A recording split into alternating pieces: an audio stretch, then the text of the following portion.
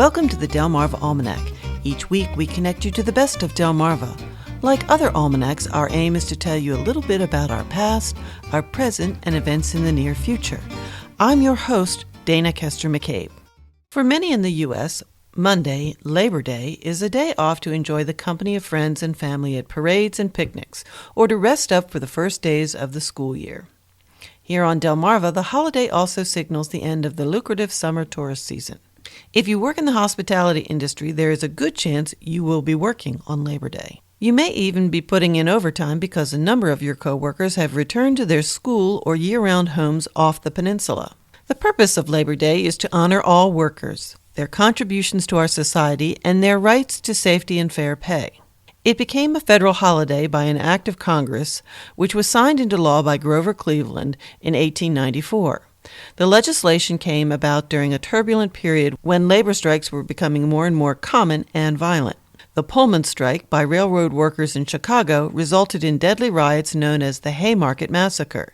The strike lasted several months until just days before the first observance of Labor Day. Delmarva has one piece of Labor Day history which is more about politics and less about workers' rights.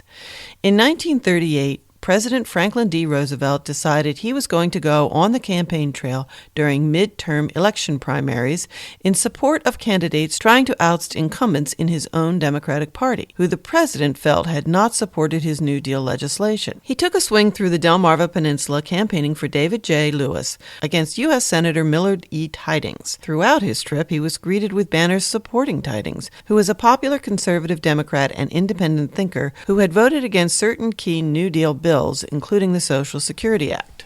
In Crisfield, where the president began his trip, the reception was friendly but cool. The mayor, William Ward, a Republican, skipped the event altogether, telling the visiting press he would have met with the president if he had been there on official business. But, he said, Mr. Roosevelt is coming as a politician, and so I am not going to pay any attention to him. Nonetheless, the town was decorated with American flags, and police, fire, and other civic organizations turned out to honor their president. Most of the crowds were polite and expressed being thrilled by Roosevelt's now fourth visit to the region since taking office. The entourage traveled up the peninsula, stopping briefly in several towns, including making time for a brief speech in Salisbury. You are listening to the Delmarva Almanac. I'm Dana Kester McCabe, and this is the story of FDR's Labor Day visit to Delmarva. In Denton, they expected a crowd of up to 40,000 for the afternoon planned speech, which was to be broadcast by radio stations around the world. The California State Fair even played it live on loudspeakers. It's not a terribly famous speech, and I haven't yet found a recording of it. It touched on how industrial workers and farm workers are equally as important to our labor force. One pundit remarked in a subsequent column that this was actually FDR's way of courting the burgeoning farm labor movement. As evidence, he cited a private audience the next day between the president and a proponent of that movement, liberal Republican Governor Benson of Minnesota. Despite the raw politics behind the trip, the theme of the speech is unity. Those who were there said that FDR was charismatic and held them in the palm of his hands as he spoke.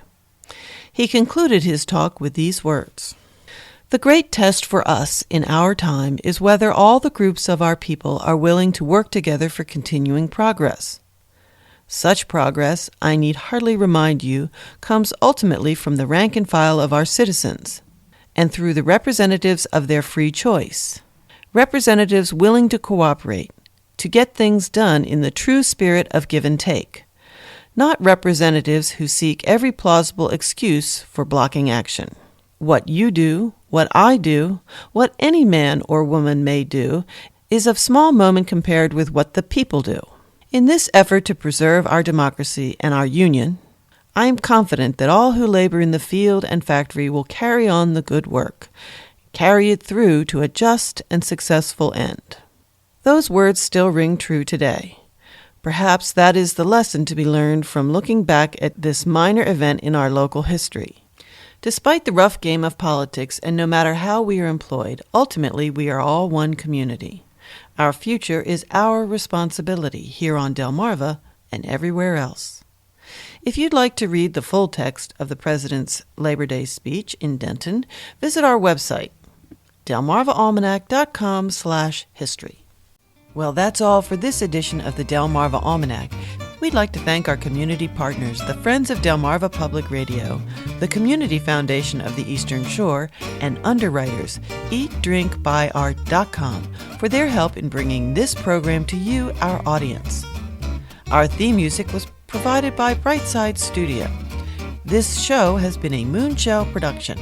Thanks for listening. Until we meet again, may the rhythms and tides of Delmarva bring you good fortune.